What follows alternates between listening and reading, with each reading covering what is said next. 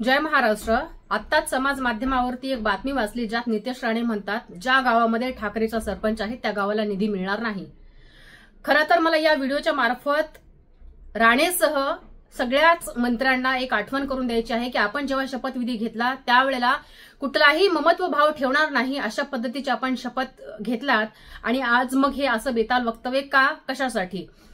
कोणाला निधी द्यायचा आणि कोणाला निधी नाही द्यायचा हे मुख्यमंत्री आणि अर्थमंत्री ठरवतील, तर नितेश राणेंनी ही अशी बेताल वक्तव्य करणं थांबवावं।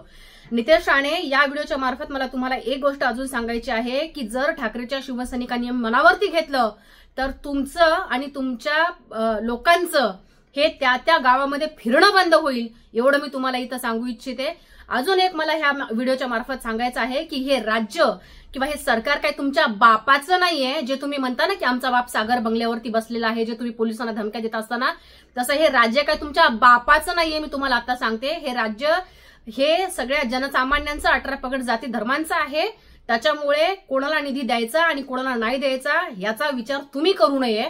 आणि जर तुम्हाला अशीच बेताल वक्तव्य करायची असतील तर आम्ही सज्ज आहोत तुम्हाला तुमच्याच भाषेमध्ये उत्तरं द्यायला।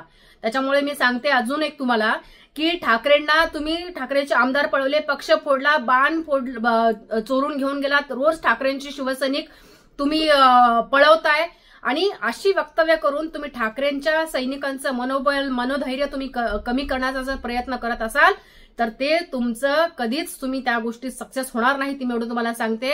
आणि पुन्हा एकदा मी तुम्हाला सांगते, राज्य काय तुमच्या बापाचं नाही, सरकार काय तुमच्या बापाचं नाहीये। त्यामुळे वक्तव्य करत असताना विचार करून करा। तुर्तास इतकंच। जय महाराष्ट्र।